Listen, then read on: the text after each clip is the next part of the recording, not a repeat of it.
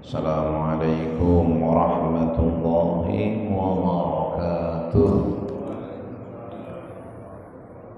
La ilaha illallah, la ilaha illallah, la ilaha illallah, Muhammadur Rasulullah. Sama. La ilaha illallah, la ilaha illallah, la ilaha illallah, Muhammadur Rasulullah. Hasbi Rabbi Jalallah, ma fi qalbi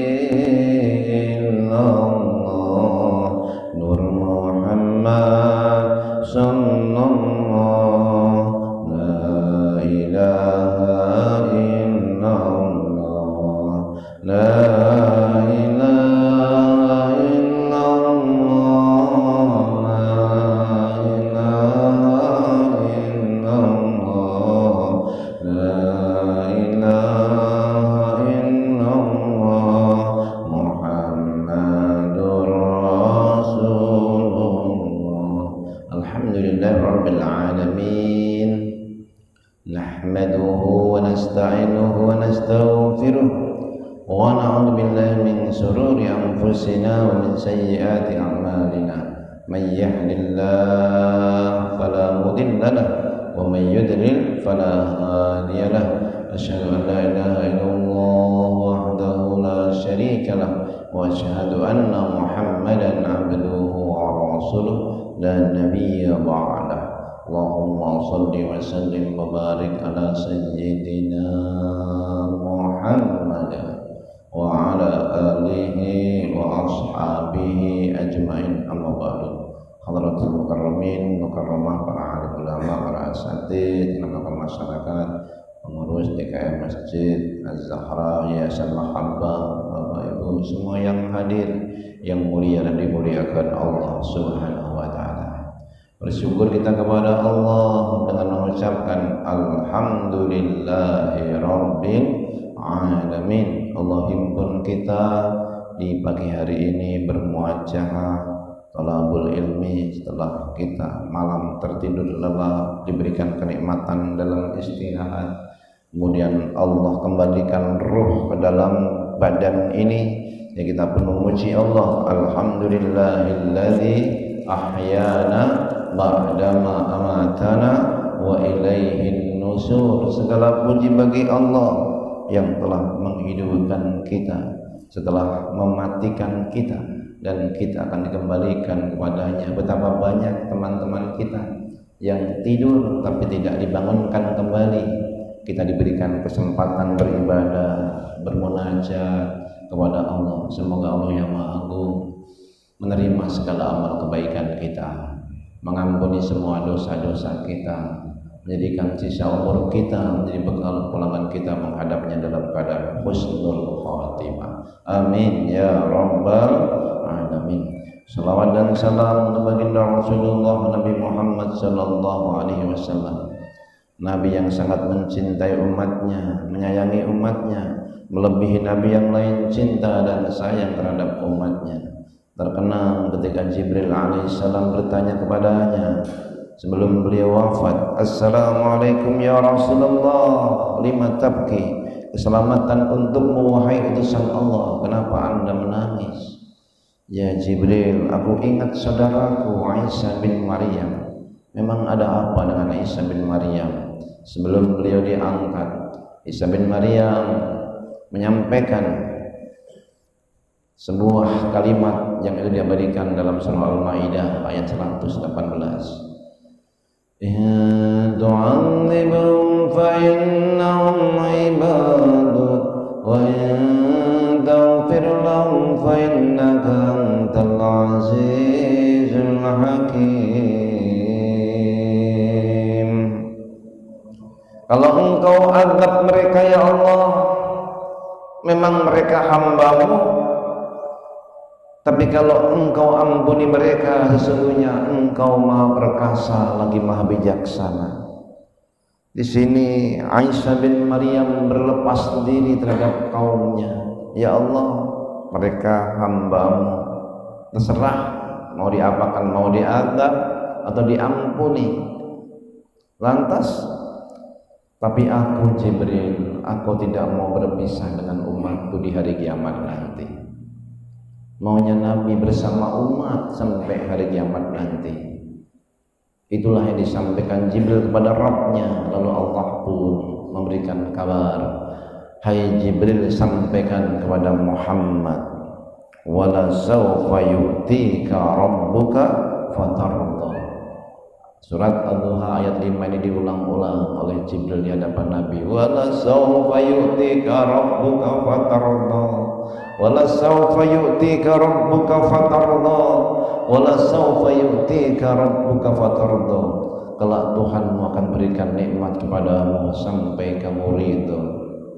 Maka Nabi pun menjawab dalam tafsir Marahul Labid dikasih makna Al-Quranul Majid, memenuhi menukil kalam Nabi ini, walan arda wa wahidun ummati finnar. Kalau begitu hai Jibril, sekali-kali aku tidak akan beridho kalau ada satu saja umatku masuk api neraka. Maunya Nabi seluruh umatnya menjadi ahlul jannah. Bahkan beliau menyampaikan syafaati li ahli jahannamiyin, syafaatku juga berlaku bagi ahli jahannam. Apa yang dapat kita tarik kesimpulan? Di sini Nabi itu maunya umatnya selamat. Begitulah dakwah Nabi, menyelamatkan umat, bukan menerakakan umat.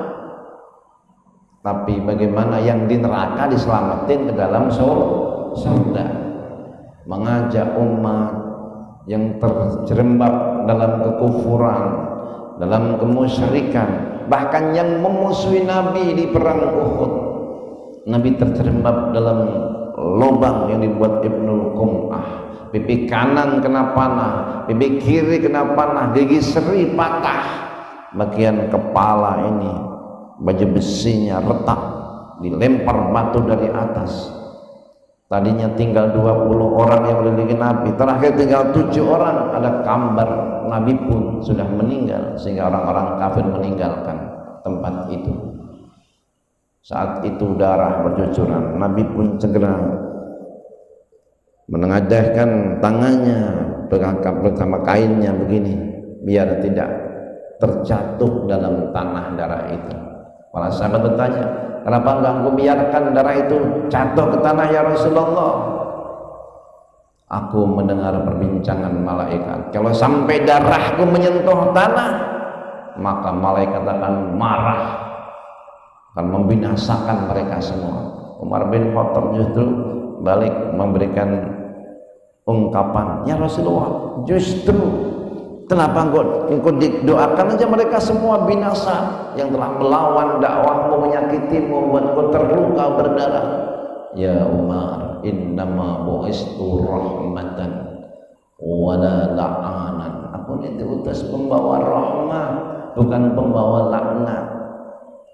Waj'alani mubarakan ainama kuntu wa awsani bis salati waz zakati ma dumtu hayya. Itu yang disampaikan oleh Nabi Isa. Allah jadikan aku keberkahan dimanapun aku berada.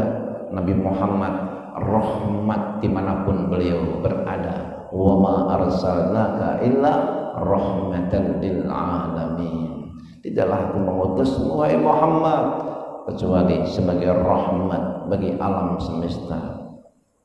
Di sini sesungguhnya apa yang dibawa Nabi, jangankan terhadap orang yang mengikutinya, yang memusuhinya pun beliau doakan kebaikan.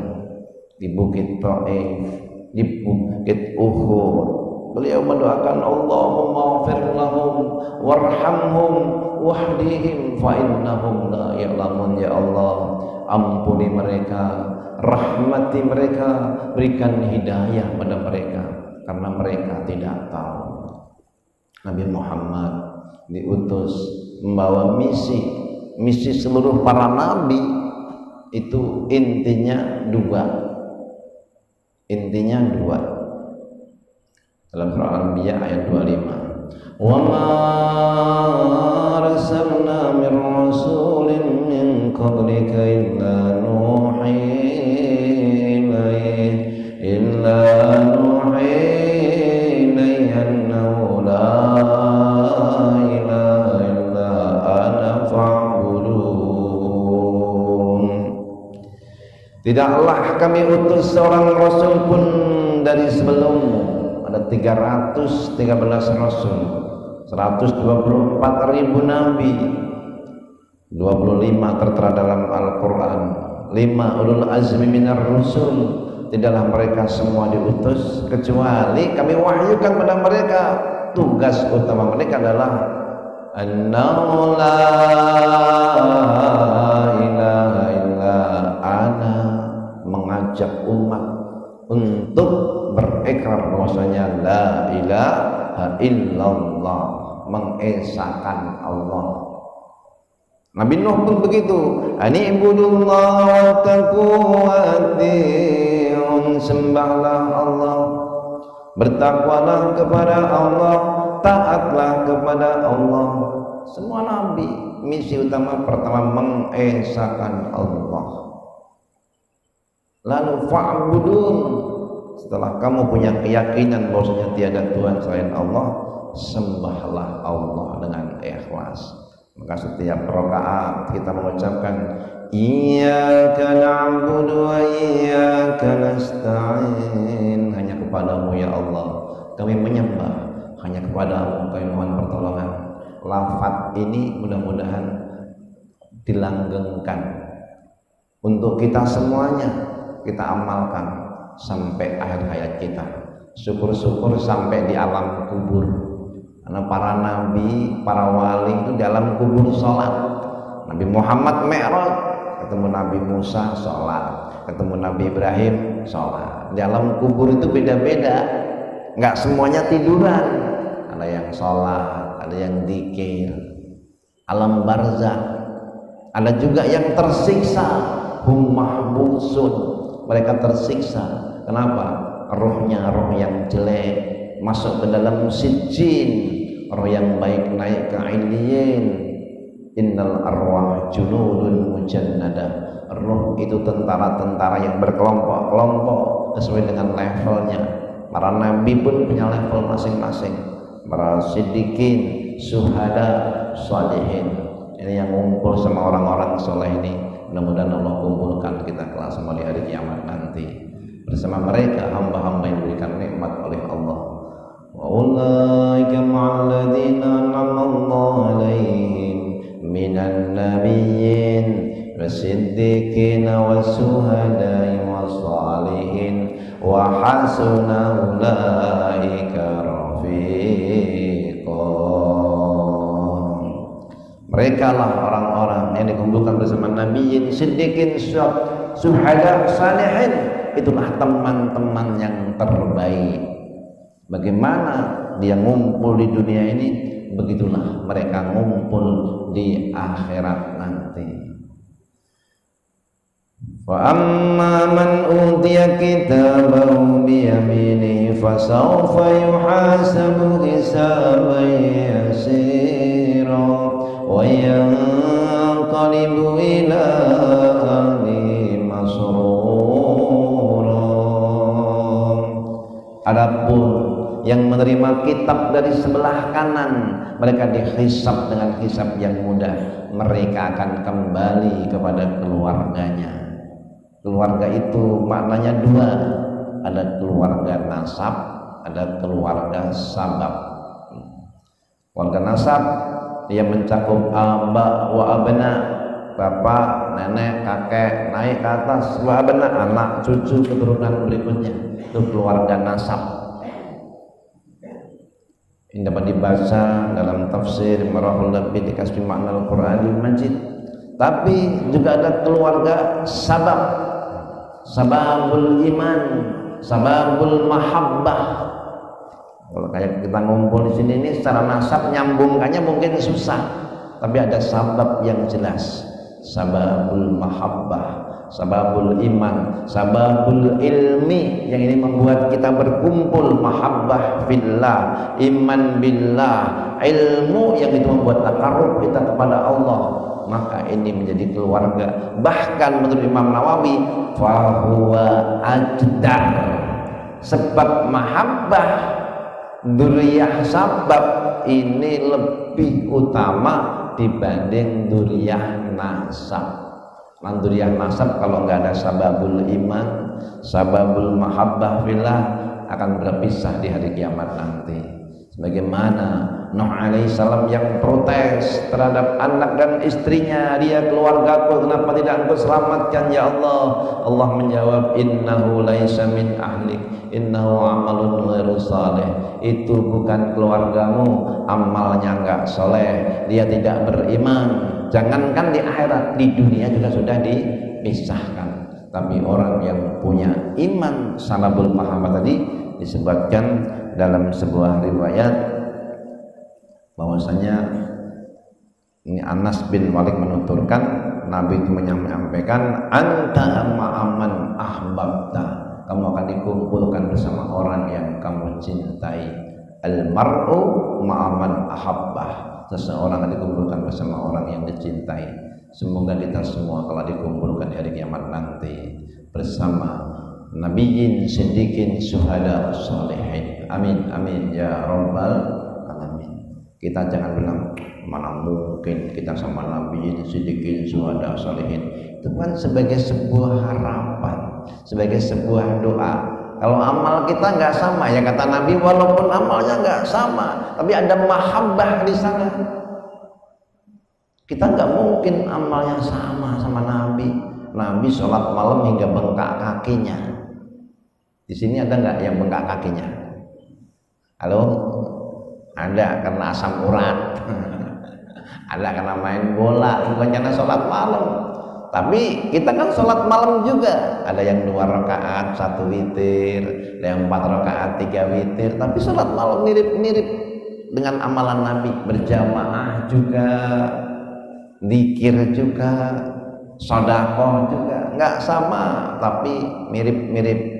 Mudah-mudahan kita dipertemukan dan mendapat syafaat dari baginda Nabi Muhammad sallallahu alaihi wasallam. Itu dalil hadis, dalil ayatnya At-Tur ayat 21, walladzina amanu wattaba'atuhum dzurriyyatuhum biimanin alhaqna bihim dzurriyyatahum wa ma alatnahum min amalihim min syai' kullu imri'in bima kasaba rahim.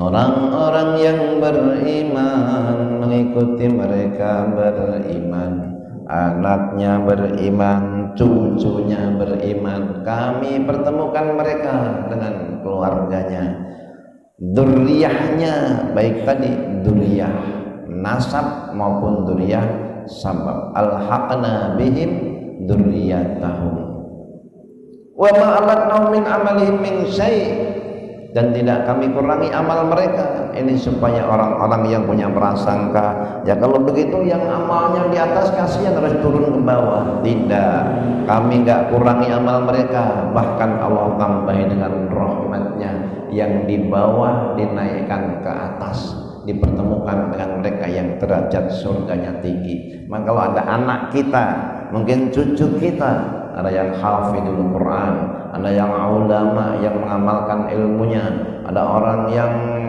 sangat luar biasa kebaikannya, melimpah akan kebaikannya, dia derajatnya tinggi, kita akan dipertemukan dengan mereka.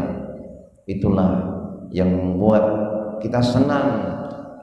Di antaranya kita semua secara sababiyah mengikuti baginda Nabi Muhammad sallallahu alaihi wasallam, secara sababiyah mahabbah fil iman, sabab fil iman, fil ilmi, ini nyambung sampai pada kita semua, sanadnya bersambung sampai pada kita, dari Nabi, kemudian sahabat, tabi'in, tabi'in, terus pada ulama-ulama ulama sampai kepada kita semua. Mudah-mudahan kita semuanya dipertemukan dengan mereka kelak di hari kiamat. Amin amin ya rabbal alamin.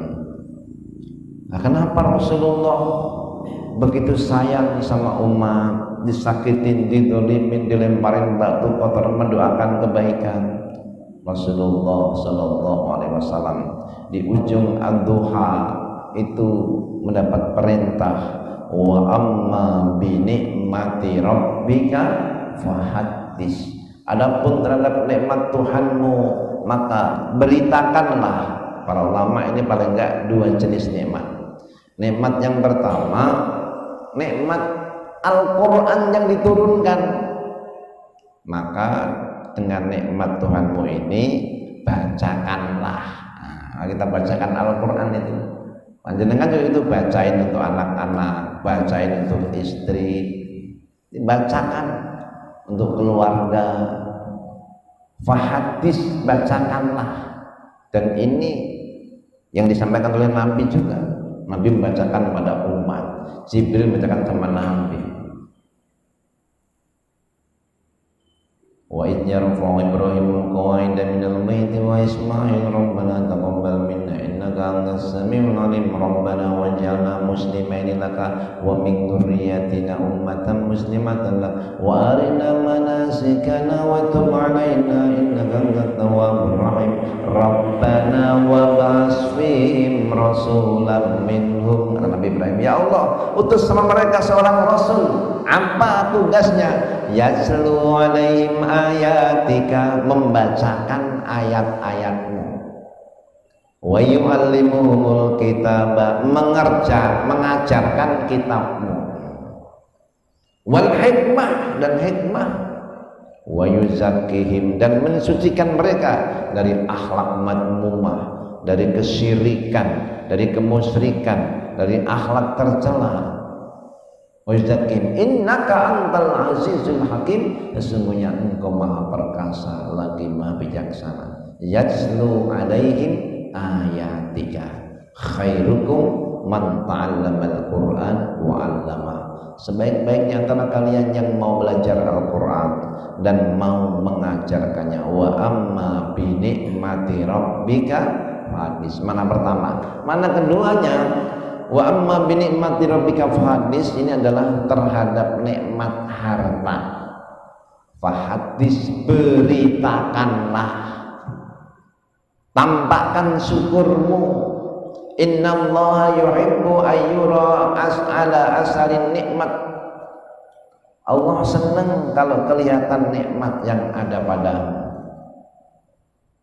Kalau kamu punya baju bagus untuk sholat, ya jangan pakai baju yang jelek. Kalau kamu punya kemampuan untuk memberikan yang terbaik sama keluarga, ya berikan. Allah senang itu. Asarul nikmat itu tampak. Ya kalau bisa makan yang nikmat, ya kenapa harus makan yang tidak nikmat? Boleh, boleh. Tapi saya nikmatnya sama tempe, ya sudah, tempe juga nikmat. Kan belum tentu daging lebih nikmat daripada tempe. Wong senangnya tempe gitu. Asarul nikmat itu tampak. Nah, kalau dia berlebih sesuai dengan kadar, sudah mencapai kadar zakat, keluarkan. Kenapa? Itu nikmat yang diberikan padamu sehingga tampak. Wa amma bi nikmati rabbika fahadis. Maka di sini banyak budaya syukuran. Nah, tasyakuran itu supaya nikmatnya tampak. Anjurannya kalau dapat nikmat suruh ngomong-ngomong. Kalau lagi sedih, munajatnya sama Allah. Banyak duit, ngomong. Kalau nggak punya duit, munajat. Sekarang kebalik. Kalau banyak duit, diem. Nggak punya duit, WA-an, minta minjem sono, minjem sini. Nah kalau nggak punya duit, sholat. Kalau banyak duit, baru yuk traktir, yuk keluarkan sebagian buat masjid. Tampak itu kita orang yang punya uang. Nah, kadang-kadang kebalik, masa panen, panennya gagal, waduh, mana panen gagal, ngomong kemana-mana, panennya banyak, diem. Wa amma bi ni'mati rabbika fahaddits, terhadap nikmat itu beritakan. Oh, naik pangkat, jabatan, nah, maka itu beritakan. Maka kalau diangkat jadi anggota dewan terus tasyakuran, nggak salah itu, nggak salah. Dilantik jadi presiden tasyakuran, nggak salah. Itu nikmatnya tampak. Tapi ada yang lebih dari itu semua. Apa? Kebijakan yang pro rakyat, undang-undang yang pro rakyat, yang dia bikin, yang dibikin oleh anggota dewan. Itulah yang tampak tuh nikmatnya, sehingga itu memberikan kebahagiaan. Waj'alani mubarakan, Allah jadikan aku keberkahan dimanapun berada. Jadi orang biasa yang berkah, jadi pejabat ya berkah.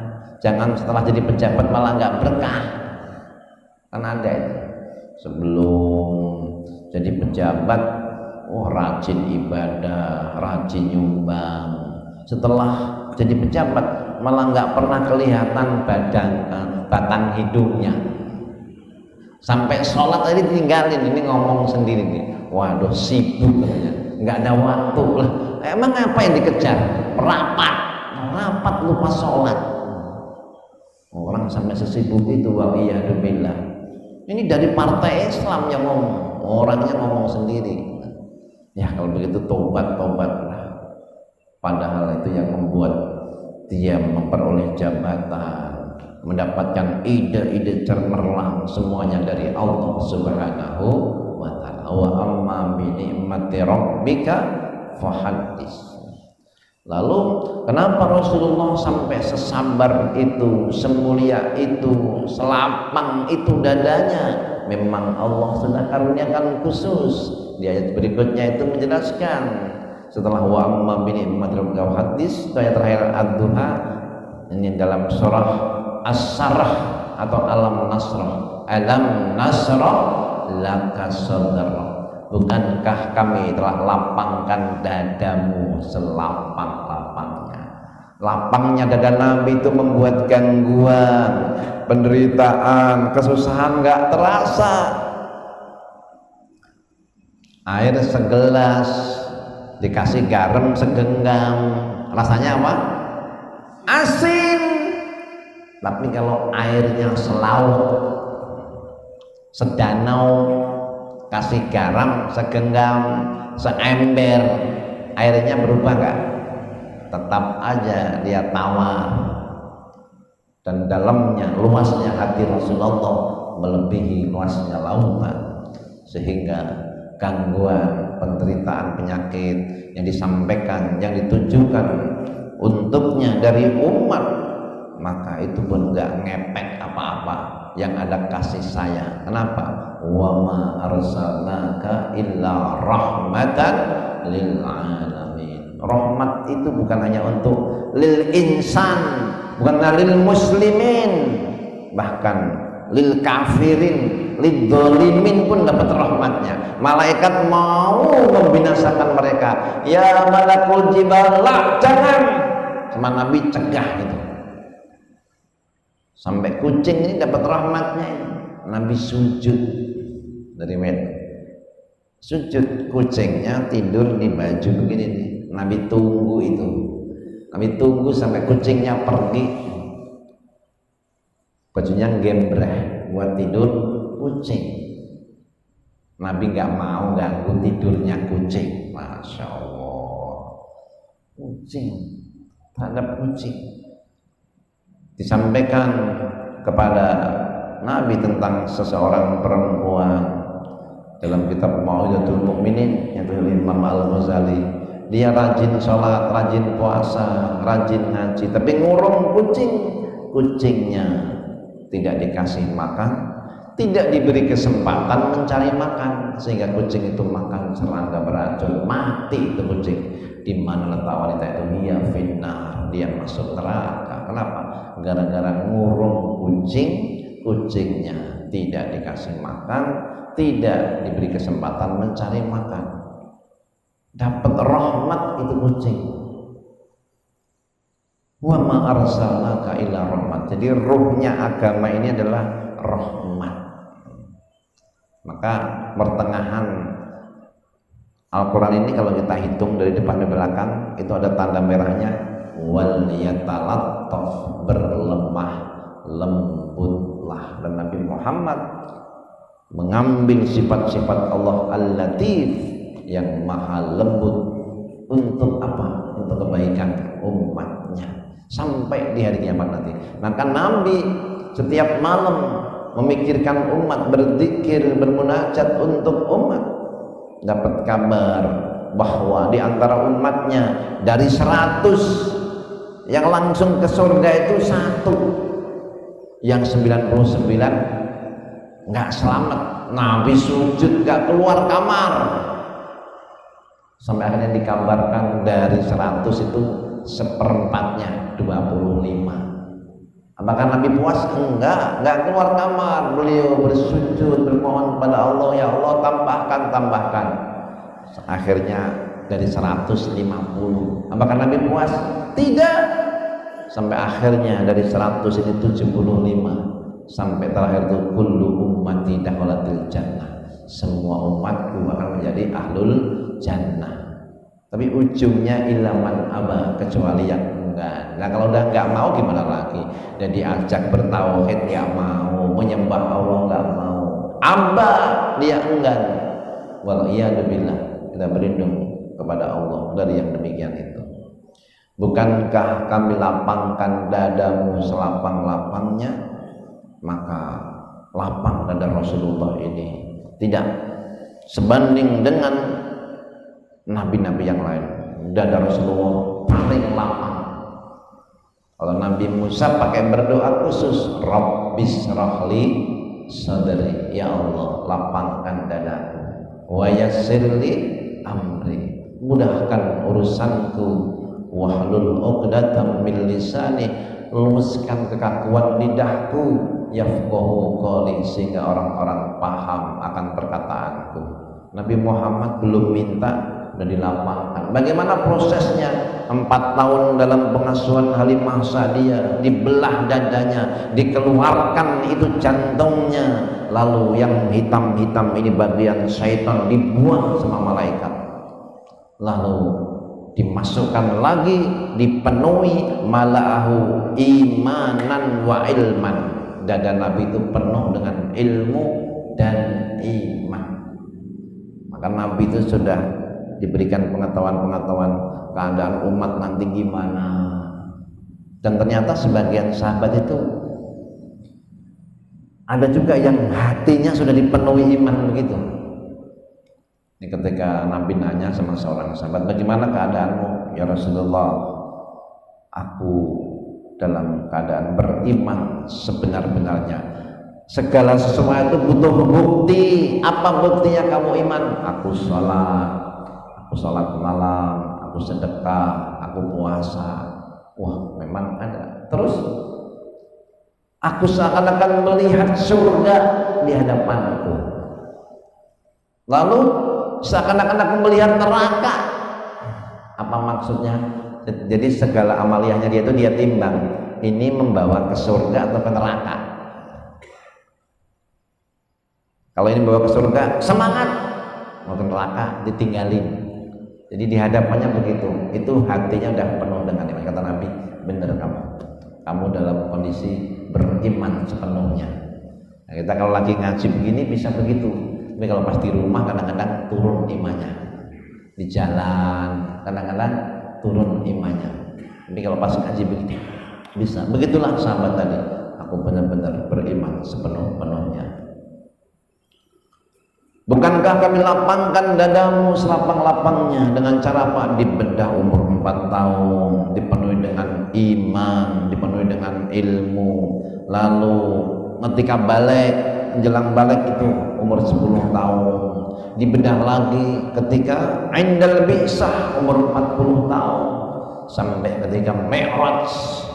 Sebelum Mi'raj itu dibedah lagi, dibersihkan lagi.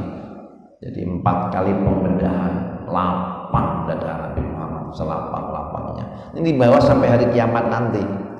Sampai di hari kiamat nanti ketika orang-orang semua bingung terhadap dirinya, semua nabi mengatakan nafsi, nafsi, diriku, diriku, tapi Nabi Muhammad bersujud, beliau punya ilmu bahwasanya Allah yang menguasai dunia, Allah pula yang menguasai akhirat. Walaupun akhirat tuh nggak ada amal, nggak ada usaha, nggak ada doa, tapi kan akhirat milik Allah dan Nabi Muhammad tetap berdoa. Kan kalau rumusnya kan dunia tempat beramal, akhirat tempat panen, memetik. Tapi khusus bagi Nabi, akhirat tetap bisa berdoa, beramal dan minta, karena Nabi itu musaffa, pemberi syafaat. Nabi bersujud memuji Allah dengan pujian yang terindah, kama alhamani rabbi, sebagaimana Tuhanku mewahyukan kepadaku. Ya Rabbi salim ummati, ya Rabbi salim ummati, irfa ra'sak is'al tu'ta isfa tusaffa, mintalah pasti kamu akan diberi, angkatlah kepalamu berikan syafaat. Maka Nabi pun, ya Rabbi salim ummati, ya Rabbi salim ummati, ya Rabbi salim ummati. Kebayang gak itu? Di sana Nabi Ibrahim ngantri alaihissalam Khalilullah, Nabi Musa kalimullah alaihissalam ngantri, Nabi Isa Ruhullah pun ngantri, para nabi ngantri, tapi Nabi Muhammad nyelamatin umatnya. Diriwayatkan oleh Imam Bukhari, nahnul akhirun wal awwalun yaumal qiyamah. Kita ini umat yang terakhir tapi yang awal-awal masuk dalam surga. Alhamdulillah. Mudah-mudahan kita semua mendapat syafaat Nabi Muhammad. Dan di situ Nabi Muhammad diberikan ilmu khusus di mana nabi yang lain sudah nggak bisa, tapi Nabi Muhammad dikasih ilmu khusus, tetap bersujud mohon kepada Allah dan akhirnya mampu memberikan syafaat. Dan ini yang disyaratkan dalam sebuah ayat, wa minal laili fatahajjad bihi nafilatan laka asa yab'asaka rabbuka maqaman mahmuda. Di antara sebagian malam maka bangkitlah, tahajudlah, bangunlah, nafilatan lak, sebagai tambahan ibadah buatmu. Ini awalnya khusus buat Nabi Muhammad.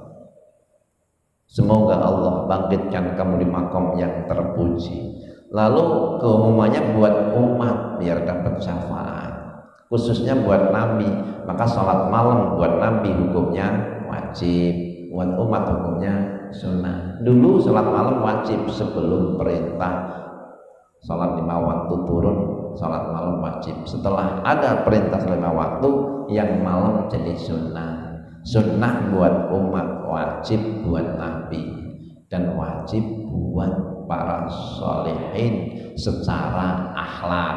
Kalau secara syariat tetap sunnah. Kenapa? Siapapun yang ingin menyeru, mengajak dalam kebaikan, jadi contoh dalam kebaikan, maka ada perintah, ya ayyuhal muzammil qumil laila illa qalila nisfahu aw yanqus minhu qalila aw zid alayhi wa rattilil qur'ana tartila inna sanulqi alayka qawlan saqila. Wahai orang yang berkemul, yang berselimut, qumil lail, bangun malam. Tadi Bapak malam bangun enggak? Bangun, ngapain? Kencing, wudu, sholat. Qumil laila illa qalila, kecuali sedikit. Jadi bangunlah malam, laila illa qalila, bangun malamnya panjang, tidurnya dikit. Aslinya gitu. Kalau malam 9 jam itu nisfahu wa winqus minhu qalila, separuhnya atau kurangin. Kalau separuhnya itu 4,5 jam tidur, 4,5 jam melek buat baca Quran, zikir, sholat. Wah, kepanjangan. Lalu awing kos kurangin berarti 3 jam, 6 jam tidur, 3 jam sholat ibadah. Oh, masih kepanjangan juga. Auzid tambahkan, kalau bisa mah 6 jam yang buat ibadah, 3 jam buat tidur. Nah, kita mah yang 3 jam nonton bola. Sholatnya 10 menit. Kadang-kadang kita kalau sholat tuh asal kena kadang-kadang gitu. Nah, inilah umat akhir zaman. Kalau diajak zikir lama itu berat. Saja sholat malam yang lama itu berat. Tapi sudah mau juga alhamdulillah. Ini sisa-sisa umat akhir zaman. Kita nggak terjerumus dalam maksiat juga alhamdulillah. Maka kalau dalam hal usul fikih itu diantara cara menghindari godaan syaitan itu ya kamu bernikmat-nikmat dalam kemubahan. Tidur ngelonin istri itu juga pahala, mubah, tapi bareng istri jadi pahala. Karena kalau bareng istri orang dosa, itu sendiri pahala. Makanya jelang tidur usahakan tidurnya bareng, pegang tangan istrinya, jangan pegang handphone. Ini tidur pegang handphone, pegang tangan istrinya, itu menjadi penggugur dosa. Nanti malam kalau bangun syukur-syukur bangun bareng malam-malam. Allah rahmati kalau suami bangunin istri, atau istri bangunin suami, percikkan bekas wudhu ke wajah istrinya, prit. Kalau nggak bangun ambil ember, jangan disiram. Nah, percikan aja. Allah rahmati walaupun cuma 2 rakaat, apalagi banyak rakaat, turun rahmat Allah. Syukur-syukur subuh bareng. Sadari dulu udah ngajak nih. Kalau tempat saya ini ibu-ibu gabung ngaji begini, ibunya banyak di kompleks Paninggilan Permai Parong Selat. Tiap hari saya menyerukan ibu-ibu jamaah, akan yang bagusnya di rumah. Siapa bilang hadis riwayat Abu Dawud? Ya, itu hadis qauliyah. Hadis fi'liyah, istri-istri Nabi ikut salat berjamaah. Hadis riwayat Imam Bukhari. Ini lebih kuat daripada riwayat Abu Dawud. Kata Aisyah, dulu kami berjamaah, tapi zaman Utsman masjid penuh, maka perempuan salat di rumah. Di sini masjidnya udah penuh belum? Nah, jadi kalau riwayatnya itu, nah, kalau belum penuh, ajak itu istri, anak. Untuk apa? Bareng-bareng memakmurkan rumah Allah. Maka bagaimana masjid-masjid itu bisa penuh seperti Jumat? Nah, ya karena yang sudah aktif ini ngajak istrinya, anaknya, tetangganya. Itulah tugas dakwah warisan baginda Nabi Muhammad Sallallahu Alaihi Wasallam. Sekarang nggak ada lagi nabi, ya kita umat Nabi Muhammad itu umat yang istimewa. Ditinggal nabinya udah ribuan tahun, tetap ada ajarannya. Kenapa? Masih ada dai-dai pengajak ke jalan Allah Subhanahu wa Ta'ala. Ya prosesnya bil hikmah. Ud'u ila sabili rabbika bil hikmah wal mau'izatil hasanah, dan nasihat yang terbaik. Wajadilhum billati ahsan, mujadalah. Kalau memang harus berdebat, ya berdebat. Debat ilmiah, namanya debat ilmiah ya pakai referensi. Karena rame itu debat ilmiah. Kata guru Gembul, akidah Islam nggak bisa diilmiahkan katanya, nggak ilmiah. Dia debat nggak ilmiah, nggak bawa referensi. Menurut saya, kalau kata Gus Baha, menurut saya, emang kamu siapa? Mujadid, kamu ahli fikih, kamu bukan siapa-siapa kok. Nah, kalau bukan siapa-siapa, menurut Al-Ghazali dalam kitab Al-Mustafa misalnya baru. Kenapa? Beliau mujadid, beliau memang ahli dalam usul fikih. Kalau kita begitu dalam tafsir ini, kenapa? Kita bukan siapa-siapa. Tapi kalau di kampus kalau udah doktoral itu memang ada, setelah dia membuat teori ini, lalu dia membuat teori baru, tapi sudah tahu landasan teori lama, baru boleh. Maka para ulama punya teori masing-masing, punya istilah masing-masing. Mereka berhak. Kenapa? Sudah baca ulama sebelumnya. Soal bid'ah, katakanlah ada bid'ah hasanah, ada bid'ah sayyi'ah menurut Imam Syafi'i. Tapi Imam Ghazali punya istilah yang lain, bid'ah mahmudah, bid'ah madmumah, bid'ah yang terpuji, yang tercela. Imam Nawawi beda lagi, bid'ah wajib, bid'ah sunnah, bid'ah mubah, bid'ah makruh, bid'ah haram. Dan itu ada penjelasannya semua. Mereka berhak mengeluarkan teori-teori itu. Kenapa? Ahli Quran hafal, ahli hadis hafal. Nah ini Quran nggak hafal, hadis nggak hafal. Menurut saya, ya nggak pas gitu. Kamu nggak belum punya otoritas tentang itu gitu. Jadi ilmiah itu nggak selamanya harus pakai metode empiris, tanpa ada metode rasional. Itu semuanya ada ilmunya. Nah, kita kembali lagi. Nah, itu mujadalah billati hiya ahsan. Dengan mujadalah itu kalau orang yang bantah, debat. Kalau udah debat kalah, ini ada yang kurang ini. Kalah tapi nggak mengakui salah. Nah, ini yang kadang-kadang ini. Yang lebih parah lagi, netizen. Netizen ini mati-matian membela yang diikuti, padahal dia udah mengaku kalah, masih dibela juga. Nah, ini namanya netizen yang disebutkan maha benar dengan segala komentarnya itu, dianggapnya itu benar semua itu. Kan dunianya kan dunia, memang dunia medsos, jadi modelnya ya begitu. Kadang-kadang dengerin YouTube, baca, lalu lihat YouTube 1, 2, 3 udah nyalahin banyak ulama yang kitabnya tebel-tebel tuh. Oh itu enggak bener, itu hadisnya dhaif. Padahal dia belum tahu hadis dhaif itu kayak apa sih, nggak tahu itu. Hadis sahih itu syarat-syaratnya apa sih, nggak ngerti. Cuman katanya dhaif gitu, cuman katanya doang gitu. Tapi udah berani nyalahin para ulama. Ini yang terjadi. Ya salam. Nah, mudah-mudahan Allah berikan pada kita semuanya kecerdasan, ilmu yang manfaat, yang membawa kebaikan dunia dan akhirat. Itu yang tadi, mujadalah billati ahsan. Terpaksa dengan debat itu jalan terakhir. Kalau orangnya masih mau dengerin tuh mau itu hasanah. Kalau diajak susah, hikmah.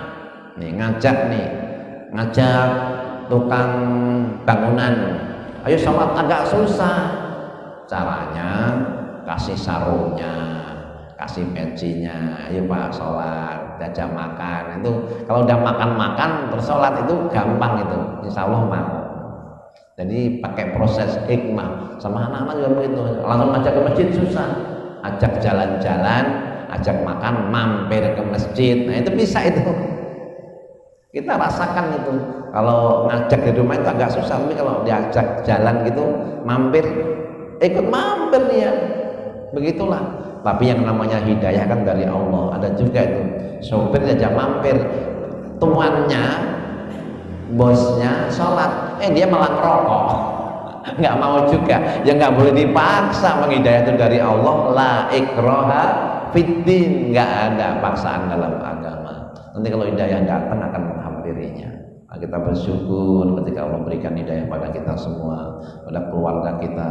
Semoga Allah curahkan rahmatnya hingga akhirnya kita semua dalam keadaan husnul khatimah. Sudah syuruk.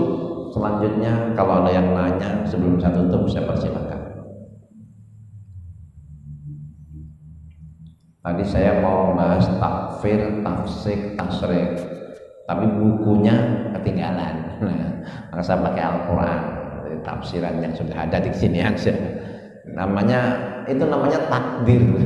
Sudah disiapkan, malam sudah dibaca, dimasukin tas. Bahkan kita malam ini, hari ini tafsir, memfasikan orang, tasyrik memusyrikan orang, takfir mengkufurkan orang. Nah itu ada ayat-ayatnya. Rupanya itu ayatnya benar, tapi mengalamatkannya nggak benar.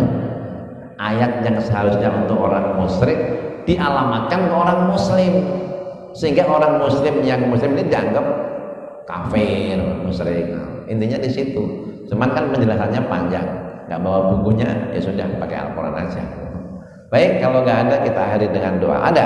Nah, ya, ini tadi mengenai masalah umat terakhir, umat Nabi Muhammad. Apakah umat Nabi Muhammad itu harusnya beragama Islam? Karena yang tadi disebutkan bagi yang tidak mau. Nah, bagi yang tidak mau ini apakah yang termasuk orang Yahudi, orang Kristen yang tidak mau masuk Islam? Apakah seperti itu, Tad? Jadi aslinya setelah diutusnya Nabi Muhammad ini semua udah umat Nabi Muhammad, tapi terbagi dua nanti, umat ijabah sama umat dakwah. Umat ijabah ini yang sudah masuk Islam, dakwah yang di luar sana yang harus didakwahi, diajak. Mereka umat juga. Nah, yang sudah ijabah dijamin masuk surga. Yang sana kan belum ijabah. Nah, itu aba, ilaman aba. Yang belum syahadat itu masih aba. Kecuali yang enggan. Nah, orang enggan gimana? Diajak masuk surga nggak mau. Diajak syahadat nggak mau. Padahal kalau dia mau syahadat itu seluruh kekufurannya dihapuskan. Coba angkat tangannya begini semua. La ilaha illallah. Semua. La ilaha illallah. Nabi suruh angkat tangan ya, angkat tangannya begini. Yang nyuruh Nabi. Nah, kita ikutin hadisnya aja. Diangkat begini. La ilaha illallah. Ikutin. La ilaha illallah. 3 kali. La ilaha illallah. Sekali lagi. La ilaha illallah. Turunkan kata Nabi, ghafarallahu dambakum. Ghafarallahu dambakum. Ghafarallahu dambakum. Allah ampuni dosa kalian. Allah ampuni dosa kalian. Allah ampuni dosa kalian. Jadi kalau kita bersyahadat, orang kafir syahadat itu mengampuni dosa-dosa sebelumnya. Allah mengampuni dosa sebelumnya. Kalau mereka nggak mau, maka mereka masih umat yang harus didakwahi. Di umat ijabah yang sudah bersyahadat ini, yang sudah masuk Islam ini, mereka mendapatkan jaminan kullu ummati dakhalatil jannah. Jadi umat Nabi Muhammad setelah Rasulullah diutus, aslinya seluruh umat ini harus menjadi pengikut Nabi Muhammad sallallahu alaihi wasallam. Ini yang disebut umat Muhammad. Tapi kalau yang disebut umat khusus ya yang beragama Islam itu umat ijabah tadi. Mudah-mudahan terpahami. Marilah kita satukan tangan dan hati munajat kita kepada Allah. A'udzubillahi minasyaitonirrajim. Bismillahirrahmanirrahim. Alhamdulillahirabbil alamin. Allahumma shalli ala sayyidina Muhammad wa ala alihi wa ashabihi ajmain. Ya Allah ya Karim, ya Rahman ya Rahim, ya Qawi ya Hakim, ya Dzal Jalali wal Ikram. Allahumma inna nas'aluka ridhaka wal jannah wa na'udzubika min sakhatika wan nar. Ya Allah, kami semua mohon ridhamu dan surgamu. Kami berlindung dari kemurkaanmu dan api nerakamu. Allahumma rabbana hab lana min azwajina wa dhurriyyatina qurrata a'yun waj'alna muttaqina imama. Rabbana atina fid dunya hasanah wa fil akhirati hasanah wa qina adzabannar. Rabbana ighfir lana wa li walidina warhamhum kama rabbawna shighara. Lil muslimin wal muslimat wal mu'minin wal mu'minat. Rabbana hab lana min ladunka dhurriyyatan thayyibah innaka sami'ud du'a. Subhana rabbika rabbil izzati amma yasifun wa salamun alal mursalin walhamdulillahi rabbil alamin. Wassalamualaikum warahmatullahi wabarakatuh.